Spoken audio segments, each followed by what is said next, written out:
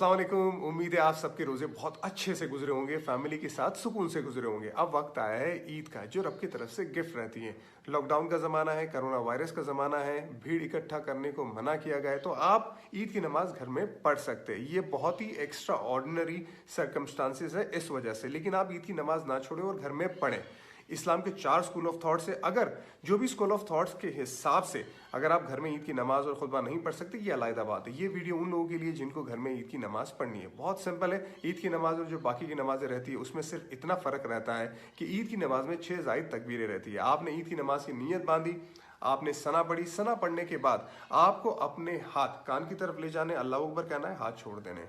कान की तरफ ले जाना है, अल्लाह अकबर कहना है, हाथ छोड़ देने। कान की तरफ ले जाना है, अल्लाह अकबर कहना है, और फिर आप अपने हाथ बांध दीजिए। और उसके बाद अलहम्दुलिल्लाह की सूरत पढ़े, एक और सूरत पढ़ के रुकू में जाए। रुकू में जाने के बाद जिस तरह से आप सजदे में जाते हैं, जिस तरह से पहली रकात खत्म करते हैं, बिल्कुल उसी तरह से खत्म करें। उसके बाद जब आप दूसरी रकात में खड़े हो जाते तो पहले से ही आप अपने हाथ बांध देंगे। अलहम्दुलिल्लाह की सूरत पढ़ेंगे, उसके बाद दूसरी सूरत पढ़ेंगे, चाहे वो कुल की सूरह क्यों ना आती हो। उसके बाद आप अपने हाथ कान की तरफ ले जाके अल्लाह अकबर कहेंगे, हाथ छोड़ देंगे, अल्लाह अकबर कहेंगे, हाथ छोड़ देंगे, अल्लाह अकबर कहेंगे, हाथ छोड़ देंगे। चौथी मर्तबा जब आप अल्लाह अकबर कहेंगे तब आप सीधा रुकू में जाएंगे। रुकू में जाने के बाद, खड़े होने के बाद, जिस तरह से आप सजदे में जाके जिस तरह से आप अपनी बाकी नमाजें खत्म करते हैं, बिल्कुल उसी तरह नमाज खत्म करके सलाम फिराएंगे। ये आपकी ईद की नमाज हो गई। उसके बाद खुतबे की बात आती है। देखिए, खुतबा जुमा की नमाज में नमाज से पहले होता है और ईद की नमाज में नमाज के बाद होता है। बहुत सिंपल, अगर आपको खुतबा पढ़ना है तो बहुत सिंपल मैं खुतबा आपको बताऊंगा। आप खड़े हो जाए, उसके बाद आप तकबीर पढ़े, अल्लाहु अकबर, अल्लाहु अकबर, ला इलाहा इल्लल्लाहु वल्लाहु अकबर, अल्लाहु अकबर वलिल्लाहिल हम्द।